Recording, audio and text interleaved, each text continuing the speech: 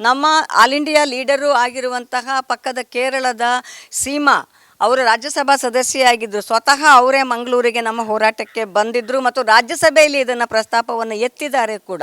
ಆ ನಂತರ ಮಂಗಳೂರಲ್ಲಿ ಹೋರಾಟ ಮಾಡಿದ್ದಲ್ಲದೆ ನಾವು ಬೆಂಗಳೂರಿಗೆ ಶಿಫ್ಟ್ ಮಾಡಿದ್ವಿ ರಾಜ್ಯದ ರಾಜಧಾನಿಗಿಂತ 10 ದಿನ ಅಲ್ಲಿ ಸುಮಾರು 25ರಿಂದ 30 ನಮ್ಮದೇ ಥರ ಆಲೋಚನೆ ಮಾಡುವಂತಹ ಪ್ರಗತಿಪರ ದಲಿತ, ರೈತ, ಕಾರ್ಮಿಕ, ವಿದ್ಯಾರ್ಥಿ ಸಂಘಟನೆಗಳ ಜೊತೆಗೆ ಮಹಿಳಾ ಸಂಘಟನೆಗಳು ಸೇರಿಕೊಂಡು ನಾವು 10 ದಿನ ಧರಣಿ ಮಾಡಿದ ನಂತರ ನಮ್ಮ ಮೇಯ್ನ್ ಡಿಮ್ಯಾಂಡ್ ಆಗ ಇದ್ದಿದ್ದೇನೆ COD ತನಿಖೆ ಬಗ್ಗೆ ನಮಗೆ ನಂಬಿಕೆ ಇಲ್ಲ. ಯಾಕೆ ಅಂತಂದರೆ ಇಲ್ಲಿ ಆ ಹಂತದಲ್ಲಿ ಇದ್ದಂತಹ MLAಗಳು ಪೊಲೀಸ್ ಆಫೀಸರ್ಗಳನ್ನು ಪದೇ ಪದೇ ಚೇಂಜ್ ಮಾಡ್ತಾ ಇದ್ದಿದ್ದು. ಇವನ್ 80ರ ದಶಕ, ನನಗೆ ಎಕ್ಸಾಕ್ಟ್ ಇಯರ್ ನೆನಪಿಲ್ಲ, ವಿಧಾನಸಭೆಯಲ್ಲೂ ಕೂಡ ರಾಮಕೃಷ್ಣ ಹೆಗಡೆ ಅವರು ಚೀಫ್ ಮಿನಿಸ್ಟರ್ ಇರುವಾಗ ಪ್ರಸ್ತಾಪ ಆದಾಗಲೂ ಕೂಡ ಅವತ್ತಿನ ಚೀಫ್ ಮಿನಿಸ್ಟರ್ ರಾಮಕೃಷ್ಣ ಹೆಗಡೆ ಕಾಗೆ ಹಾರಿಸಿದ್ರು.